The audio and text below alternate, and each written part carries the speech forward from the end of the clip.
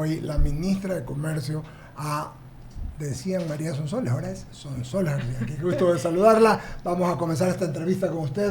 Va a comenzar el mayor de todos nosotros, Eduardo. Así que gracias por estar aquí, ministra.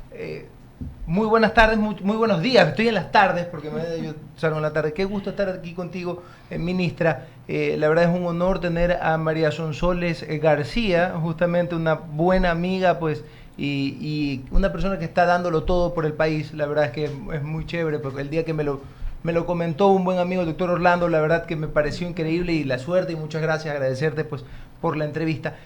Yo quiero empezar la entrevista del día de hoy, ministra, respecto del tema de lo que está sucediendo en temas de comercio. Tú eres ministra de la Producción y Comercio y te fuiste hace poco a Canadá. La semana pasada que te escribí, me comentabas eso. Qué gusto saludarte. Muchísimas gracias por tenerme, qué gusto poder estar en un lugar donde veo amigos de toda la vida. Gracias por tenerme y sí, mucho que contar desde el Ministerio de la Producción. Muchas carteras he estado en una sola, mucha responsabilidad, pero asumiéndolo con gran responsabilidad y compromiso. La semana pasada que estuvimos en Canadá con el presidente, estuvimos también con la ministra de Energía y Minas, la canciller, el secretario de la Administración Pública, primera visita de un mandatario ecuatoriano a Canadá. Mire usted. Así que fue recibido con muchísimo entusiasmo por parte de los ecuatorianos en Canadá y del gobierno canadiense también. Realmente estar en PDAC fue un hito. Ustedes saben que Ecuador está volcando hacia ser un país con vocación minera, que creemos que va a poder aportar mucho a las exportaciones, al PIB, generar empleo y sobre todo que las empresas mineras canadienses y australianas han demostrado a lo largo del mundo de que son empresas que trabajan con responsabilidad ambiental y social, así que Ecuador pueda traer ese tipo de inversión es grato. Y la verdad es que los 6 contratos que firmamos, de contratos de inversión, que suman más o menos 4.8 billones de dólares, con una billones de dólares. O sea, estamos hablando de 4.800 millones de dólares. Y la verdad es que eso es grato. Sé que hay ciertas personas que tienen un poco de resistencia respecto a los contratos de inversión, porque ya en gobiernos anteriores se han dejado firmando contratos de inversión por más de 5.000 millones de dólares y no se contempla la inversión real. Lo que sí es importante entender es que estos contratos de inversión de las 6 empresas contemplan fases de exploración y explotación. Y para las fases de explotación, la construcción de la infraestructura se toma entre 1 año y medio y 2 años. Entonces, si bien es cierto, el día de hoy tenemos suscritos estos 6 contratos de inversión, probablemente vamos a ver el retorno real desde el año 2027. Entonces, la minería no es algo que se puede tomar de forma ligera, y creo que al ser estas empresas con gran responsabilidad, pues ellos también la infraestructura que construyen también lo hacen con medidas que puedan respetar el medio ambiente, sobre todo en las comunidades. Entonces se toma un tiempo en poder tener todo listo para empezar la explotación. Te pregunto una cosa más, ministra, y es sobre, estamos hablando con Sonsoles García, ministra de la Producción y Comercio. Te pregunto un tema más, y es respecto de esto que mencionas, del tema de la exploración, y pues, ¿no tienen algún problema o algún tipo de resistencia con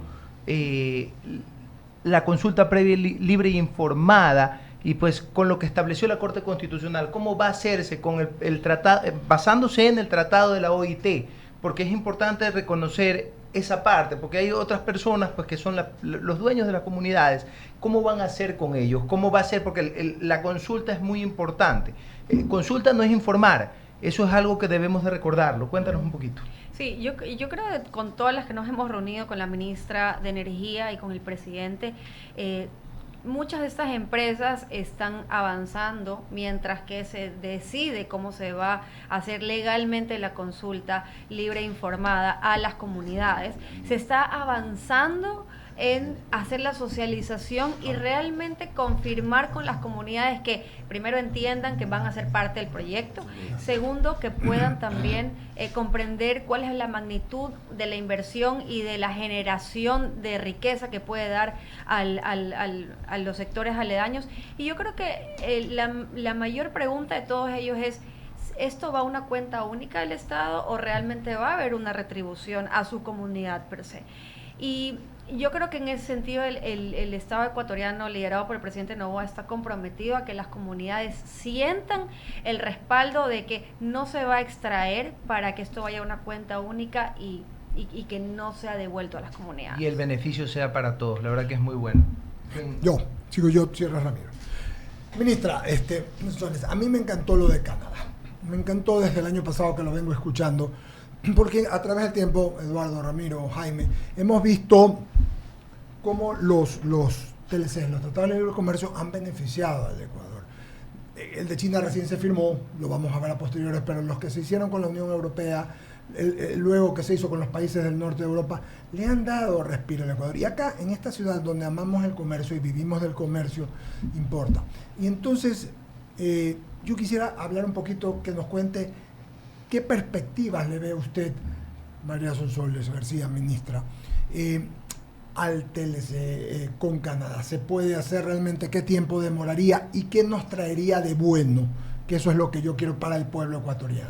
Sí, creo que el gobierno ya viene hace algún tiempo teniendo una política de estado de apertura comercial, lo cual es importante, sin descuidar a nuestra industria local, ¿no? Eso es importante. Totalmente. Dejarlo por sentado, que se ha sentido abandonada y dejada a un lado por gobiernos anteriores, y nosotros estamos creando política pública en coordinación con el sector privado para que se sienta representado y no solamente se vea que pues los exportadores de camarón y de banano son representados en estos acuerdos comerciales, sino también la industria local.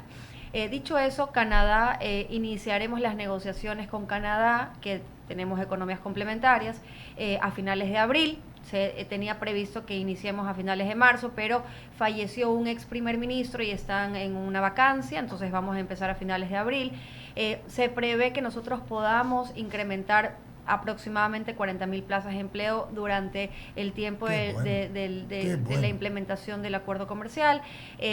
También tenemos que entender que Canadá es una economía que consume y no produce, entonces sí, todos nuestros productos agrícolas, nuestra oferta exportable realmente calza muy bien con las necesidades que ellos tienen. Ellos también tienen una población muy importante de asiáticos viviendo, entonces por ejemplo la pitahaya ecuatoriana es súper popular en ciertos supermercados de Vancouver, que en este momento pues cada pitahaya se vende a $22. Entonces nos recordaban de la importancia de tener aliados como el Ecuador, que son países de vocación agrícola, ¿no? Y dado el hecho de que hay tanta inversión minera canadiense, algo que es importante recalcar, y yo no sé si la ciudadanía lo sabe, es que el gobierno de Canadá, en caso de que una de las empresas canadienses no tome todas las medidas para poder hacer minería responsable en un tercer país, ellos se encargan de ajusticiar a estas empresas canadienses en Canadá. Entonces, creo que eso también te da una seguridad de todo el trabajo que el gobierno sigue, de la minucia detrás de estas empresas. Y nosotros esperamos, si es que llega a pasar la reforma del artículo 422 en la consulta popular, vamos a poder tener un capítulo de inversiones que es muy importante para los inversionistas extranjeros, para que puedan acceder a un arbitraje internacional inversionista-Estado. Si bien es cierto, ha sido catalogado como tal vez que no hayan sido las mejores situaciones para el país el haber tenido arbitraje internacional, pero eso no se debe a la sede o al foro del arbitraje, sino más bien a cómo se dieron los procesos dentro de Ecuador, que no se siguieron legalmente todo el trámite para poder dar de baja los contratos, o los problemas que se llevaron a cabo a foros internacionales. Entonces, creo que la ciudadanía tiene que saber que el poder acceder al arbitraje internacional para los inversionistas es algo que hacen todos los países del mundo, que eso sí nos pone en una desventaja competitiva respecto a nuestros vecinos Colombia y Perú para atraer inversión. Nosotros cerramos el último semestre del 2023 con $200 millones de inversión extranjera directa, mientras que nuestros países vecinos como Colombia y Perú recibieron más de $14.000 millones en inversión. Entonces, claramente la normativa y la política pública sí hace crear estabilidad y previsibilidad para el inversionista. Y el poder acceder a un arbitraje internacional sí les da más seguridad, porque lo estamos viendo en el caso Purga y en el caso Metástasis, que el sistema de administración de justicia ha sido corrompido. Y eso también demuestra la necesidad de poder acceder a foros internacionales. Yo estoy completamente de acuerdo con usted. Y lo último, como hablamos con Ramiro siempre, sin Estado de Derecho no hay nada. Sin justicia, buena justicia, no hay nada. Entonces en abril comenzarían las negociaciones. Ya, ¿qué tiempo cree usted, estima que normalmente demora en tratarse esto para irlo concretando, para saber? Bueno, es un acuerdo comercial completo, no es solo acceso a mercados como se suscribió con China, que era solo acceso a mercados. Tiene capítulos de compras públicas, de servicios, propiedad intelectual y demás. Entonces, nosotros consideramos que entre 6 y 8 meses sería el tiempo que nos va a tomar en negociar. Claramente, la redacción son los acuerdos comerciales ya tienen como un estándar, ¿no? Un estándar de lo que, pero sí hay minucias, ¿no? Sobre todo en exclusiones, en desgravaciones. Propiedades. En cómo nosotros tratamos la propiedad intelectual, cómo vamos a llevar el tema de compras públicas y demás, porque recordemos que Ecuador en la Constitución y en el resto de su ordenamiento jurídico contempla de que para hacer las compras públicas tiene que tenerse como prioridad a la industria local. Entonces, lo que van a pedir el gobierno canadiense es cuál va a ser el tratamiento para las empresas canadienses que tienen un acuerdo comercial con Ecuador. Queda claro. Le cambio el tema, pero sigo con TLC. ¿Cómo va lo de Corea del Sur? Bueno, Corea del Sur fue ya una prefirma. Estábamos esperando que nos envíen los documentos redactados ya en el idioma, traducidos. Yo estuve con el ministro de Comercio Exterior hace par de semanas en Abu Dhabi, en la conferencia ministerial de la OMC, y pudimos intercambiar ideas de cuál va a ser la previsibilidad. Ellos dijeron que consideran que hasta finales del primer semestre, inicio del segundo semestre del 2024, vamos a poder tener el documento redactado para la firma, con las traducciones, y una vez que tengamos eso, pues iniciará todo el proceso de la validación ante la Corte Constitucional y luego la ratificación ante la Asamblea. O sea, que estimamos que hasta fin de año podríamos tenerlo de Corea del Sur, con suerte. Con suerte, porque no podemos determinar los tiempos de la Corte Constitucional. Claro. Sí. Ya, y lo de Canadá me dice que por lo menos la parte básica 8 meses, ¿no, verdad? Sí, y esperamos poder tener al primer ministro Trudeau a que venga a firmar acá a Ecuador el acuerdo comercial. Sería bastante bueno tener la visita de él para acá antes de que termine su mandato. Que creo que va a buscar la reelección, pero de todas maneras sería bueno poder tenerlo acá. El gobierno de Canadá ha sido gran aliado del gobierno ecuatoriano. Y pues nosotros seguimos, ¿no? Tenemos también Costa Rica. Costa Rica también fue ratificado en febrero con la totalidad de los votos o con unanimidad por la Asamblea Nacional, lo cual fue grato para nosotros. El mercado de Costa Rica es interesante porque, si bien es cierto, es un mercado pequeño, pero es un mercado al que ha sido atacado por la industria local. La industria local ecuatoriana ha logrado posicionarse en un mercado de 5 millones de personas, con un PIB per cápita de aproximadamente $12,000. Han logrado ellos, la industria local, por ejemplo, comida veterinaria, todo lo que es electrodomésticos. Línea Blanca también ha logrado posicionarse dentro del mercado costarricense. Como sabemos, Costa Rica es el Suiza de América del Sur, y básicamente pues el costo de vida ya es muy alto. Entonces el mercado costarricense busca calidad sobre precio, y yo creo que eso es lo que nosotros vendemos desde Ecuador. Nosotros tenemos un mercado, tenemos una oferta exportable que busca llegar a mercados que valoren la calidad sobre el precio, y por eso la Unión Europea es un gran socio comercial para Ecuador, porque Estados Unidos es más un mercado de precios que de calidad en su gran mayoría, mientras que la Unión Europea es un mercado de calidad. Lo que dice usted es que Europa no importa el costo, ellos consumen lo mejor. Ellos consumen lo mejor. Ecuador es un gran productor de productos con calidad. Somos nosotros el primer exportador de banano orgánico de la región. Somos el primer importador de banano orgánico en la Unión Europea, proveedor y distribuidor de banano orgánico en la Unión Europea. Entonces, claramente la calidad del producto ecuatoriano siempre se ha podido identificar, y es por eso que también tenemos el 60% del mercado de camarón en China, la calidad. Solamente para finalizar y pasarle a Ramiro, es algo rapidito y tiene que ver, después de Canadá, ¿tienen la idea, van a tratar de arreglar el tema del convenio con los Estados Unidos también? ¿Esto sigue en ciernes, sigue en camino? Sí, a ver, yo he estado reunida con la ministra de Comercio, la representante de Comercio de Estados Unidos, la embajadora Tai. Ella pues ha sido muy enfática que están en año electoral y que es complicado iniciar negociaciones para un acuerdo comercial con Ecuador. Nosotros estamos impulsando la ley IDEA, que básicamente es, tratamos a través de esta ley IDEA apalancarnos en un sistema de preferencias que tienen los países del CARICOM con Estados Unidos. Yo me reuní en la ministerial con 4 o 5 países de la CARICOM para hacerles entender la necesidad de Ecuador de poder acceder con más de 900 productos a este sistema de preferencias y que no tenemos competencia en lo que nosotros exportamos a Estados Unidos. Muchos de ellos estuvieron de acuerdo, también nos han pedido cooperación técnica respecto al tema de pesca. Ustedes saben que Ecuador... Somos de los segundos mundial, pues, ¿no? Y Ecuador ha logrado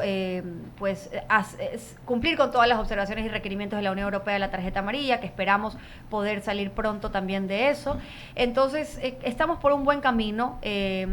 Todavía no se ha metido la ley IDEA, una ley ómnibus para que pueda pasar a la aprobación de Congreso, Senado y pues todos los representantes de las diferentes cámaras, pero estamos con bastante esperanza de que eso lo podamos hacer pronto, o al menos iniciar negociaciones para un acuerdo comercial el próximo año, que ya tenemos nuevo presidente en Estados Unidos. 8:45, conversando con la ministra María Sonsoles García. Ramiro Cepeda sigue con la entrevista. Sonsoles, buenos días, gusto de tenerla aquí. Gracias. Ha dicho tantas cosas interesantes, vamos a tratar de resumir. Ha hablado de que su ministerio sigue políticas de Estado y vemos la continuidad de unos excelentes ministros que la precedieron y cuya vara la dejaron muy alta, y que ve que se está cosechando no el ministro de turno, sino el país. Correcto. Lo cual es interesante.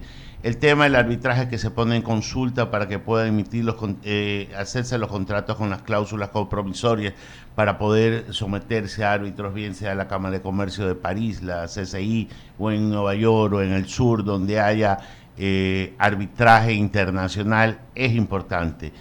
La denominación de origen de algunas marcas que se trabajó, como el sombrero de Montecristi, para que no se lo conozca como el Panama Hat.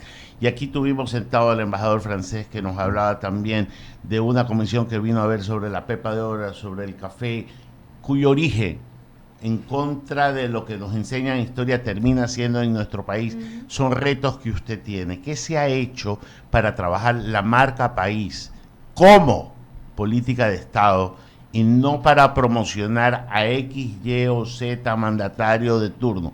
¿Cómo estamos trabajando en eso? Sí, bueno, creo que eso se ha hecho un trabajo coordinado y articulado con otras instituciones. En muchos países la agencia de promoción, lo que vendría a ser Proecuador, es la que se encarga de no solo manejar la promoción de productos exportables y de servicios, sino también de poder posicionar la marca país. Lo que estamos trabajando con el ministro Olsen específicamente es hacer que Proecuador se constituya en una agencia que pueda tener pues la importancia que siempre ha tenido Proecuador y que la ha comenzado a perder con el paso de los años, y que sea un instituto donde se hace promoción de exportaciones, de servicios, atracción de inversiones, promoción de zonas francas y promoción turística. Porque claramente pues el ministro O'Neill siempre se apalancó en las oficinas comerciales, pero él, al no ser parte del directorio, no podía dar directrices claras, y entendemos la necesidad de promocionar el turismo en el mundo, y si tenemos oficinas comerciales hay que hacerlo.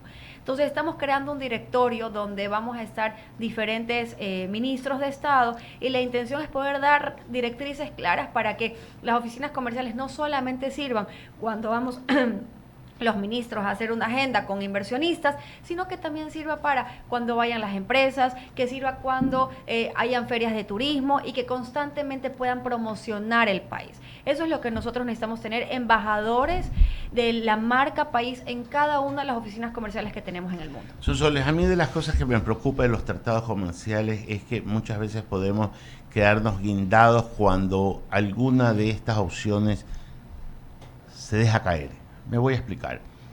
Si en algún momento a China se le ocurre no comprar camarón y es el 60% de la exportación, no quebrará uno, quebrarán algunos. Entonces, ¿cuál es la forma de diluir este riesgo? Es diversificar. Correcto. No está mal que se exporte a uno, está mal que haya concentración de.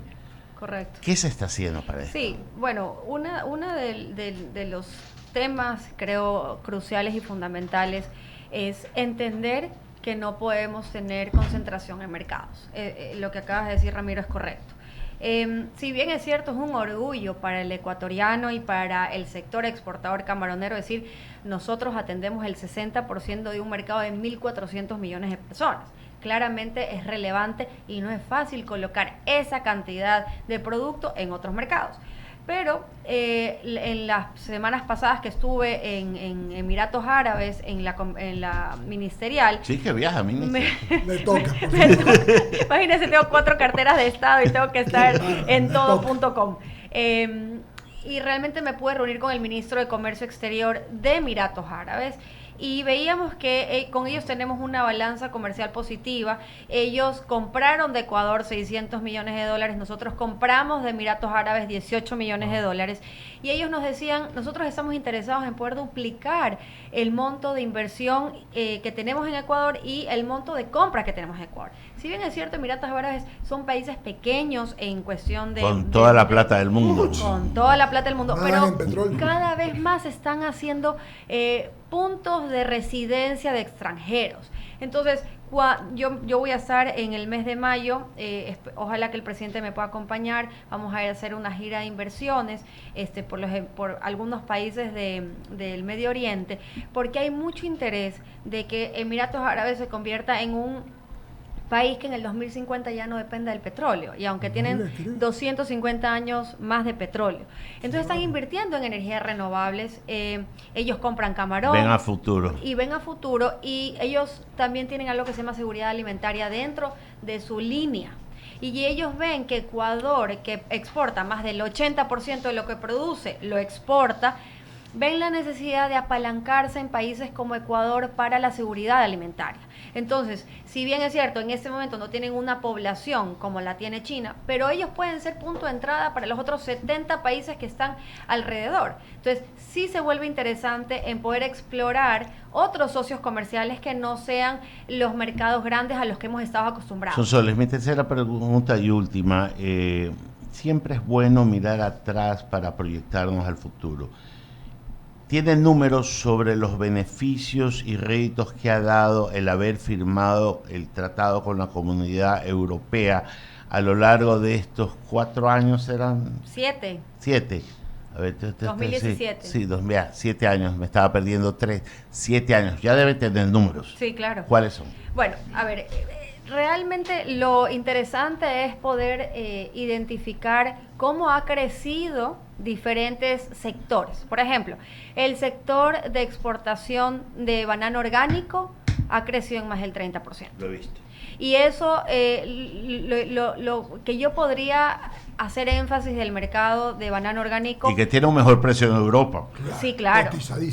Cotizadísimo. Es que el pequeño empresario es el mayor exportador. Entonces, ahí vemos que estos acuerdos logran permear, no solamente en los grandes, sí, los grandes pueden concentrar en empacadoras, pueden tener todas las certificaciones, pero necesitan del pequeño. Entonces, lo importante de este tipo de acuerdos es ver cómo se logran crear estas cadenas de valor entre los pequeños y microproductores a las grandes empacadoras que logran posicionar el producto en los mercados internacionales.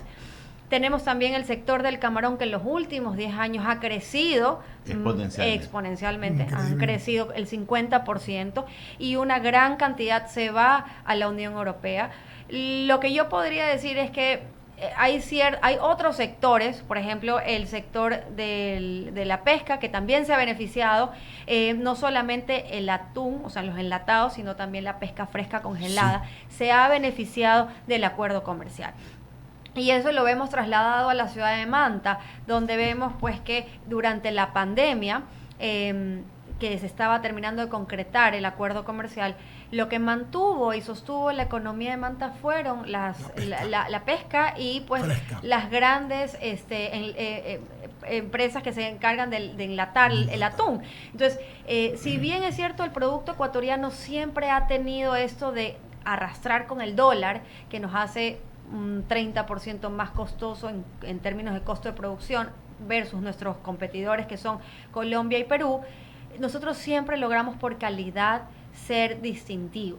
Y aún así, el día de hoy, por ejemplo, en el mercado norteamericano, que la lata de atún con aceite entra con un 15% de arancel, aún así somos competitivos en términos de los mercados de calidad respecto al producto chino, por ejemplo, ¿no? Entonces, yo creo que eso son de las cosas que podemos resaltar. Más allá de los números que podamos ver, que son importantes, es todos los encadenamientos que se han logrado establecer, cómo ha logrado crecer la industria y cómo se le ha dado cierto giro a la visión de Ecuador. Ecuador es un mercado concentrado de 18 millones de personas, que no tenemos un PIB per cápita como el mercado europeo, y que el poder abrirnos y también ser punto de entrada de otros países a la región es lo que nos va a dar la distinción. Y ese ha sido también, creo que una de las visiones de este gobierno, es entender lo que tenemos. Somos un mercado pequeño, no podemos concentrar que todo lo que producimos lo consumamos, pero sí podemos tener aliados estratégicos con mercados grandes para poder colocar nuestro producto.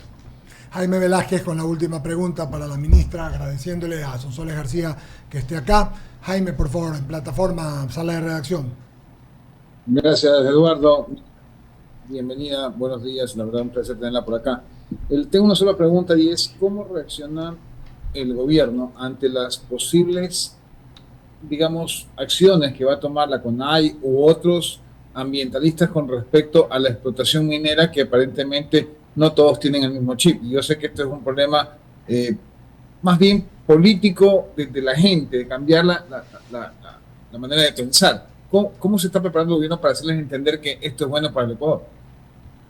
Bueno, es una excelente pregunta y creo que compleja de responder, porque claramente, más allá de todas las acciones que se puedan tomar desde el gobierno central y del apoyo que se tenga en la ciudadanía, nosotros no tenemos una receta mágica que podamos confirmar que se vaya a poder lograr. Pero otra de las cosas que se está haciendo y se está trabajando muy de cerca con Ministerio de Gobierno, que está haciendo un gran trabajo en territorio, la ministra de Energía y Minas y el presidente, es poder socializar, es poder llegar al ciudadano de a pie y que entienda los beneficios que va a tener el poder contar con provincias con vocación minera. Todo lo que eso va a dejar no solamente al Estado, sino a la provincia y a sus ciudadanos. La cantidad de empleo. Yo que estuve en Canadá con una empresa canadiense, por ejemplo, ellos contaban todo el trabajo que están haciendo con una comunidad indígena en Guarinza, y claro, y se ve que todos ellos están organizados, están claros de cuáles van a ser los beneficios, están claros de las plazas de empleo que se están creando, pero creo que aquí tenemos que nosotros separar qué es lo que necesita la ciudadanía ecuatoriana respecto al término económico y qué es lo que es ideología. Y creo que el presidente ha logrado desmarcarse de esa posición ideológica. Él está haciendo lo que es mejor para el país, y eso es lo que tenemos que nosotros tratar de precautelar desde cada una de nuestras carteras de Estado, es poder hacer país, poder construir un nuevo Ecuador, que es el legado que el presidente Noboa quiere dejarle a los ecuatorianos, y poder tomar todas las acciones que puedan llevar y encaminarnos a eso. No será un camino fácil, porque claramente pues cada una de estas comunidades tiene sus intereses y creo que el presidente Noboa ha logrado identificar que no podemos imponerles nada a ellos. Ellos tienen que ser nuestros aliados y tienen que también sumarse a estas iniciativas sin que sea una imposición, sino que sea un trabajo articulado. Así que creo que ese es el camino que se está siguiendo desde el Ministerio y desde los otros carteras de Estado, es poder acompañar al inversionista a que pueda llegar a esas comunidades, pero que las comunidades también se sientan respaldadas y representadas. Estamos concluyendo, ministra, agradeciéndole solamente, más que nada una óptica, se resolvió el problema con Rusia, ¿verdad? De la exportación. Sí, seguimos nosotros en las conversaciones técnicas, porque tenemos que todavía establecer protocolos, qué va a pasar cuando tengamos esas notificaciones fitosanitarias respecto, para que no se haga la suspensión inmediata de las empresas, sino que más bien podamos tener protocolos donde hayan periodos de cuarentena, o cómo se va a tratar una suspensión temporal, pero no decir, bueno, vamos a suspender 5 empresas sin tener un norte o un horizonte de cuándo vamos a poder hacer el levantamiento de la suspensión o qué tenemos que hacer nosotros para poder cumplir con los requerimientos. Entonces, esa es la parte que está trabajando arduamente Agrocalidad y el Ministerio de Agricultura con la Embajada y la Oficina Comercial de Ecuador en Moscú, para poder establecer estos procedimientos y que no vuelva a suceder lo que pasamos con Rusia. Agradecerles justamente a mi amiga Sonsoles García, ministra de la Producción y Comercio. Qué gusto tenerte aquí, Sonsoles. La verdad que me acuerdo de ti cuando éramos chiquitos, creo que crecimos juntos prácticamente, y la verdad pues emociona y da gusto que hayan profesionales como tú que estén haciendo el trabajo bien, ¿ya? Y que estés aquí dando la cara por el país, porque eso es lo que estás haciendo. La verdad te felicito, gracias. Te agradezco y pues esta es tu radio, estos son tus micrófonos. Pues y siempre bienvenida, qué gusto tenerte. Muchísimas gracias por tenerme, gracias por hacerme sentir en casa. Y pues cuando quieran, aquí estoy también para venir y comentarles un poquito más lo que estamos haciendo desde producción. Muchísimas gracias. Gracias, ministra. Muchas gracias. Vamos a parar el corte, ya está Luisa con nosotros, la saludamos y vamos al corte y regresamos.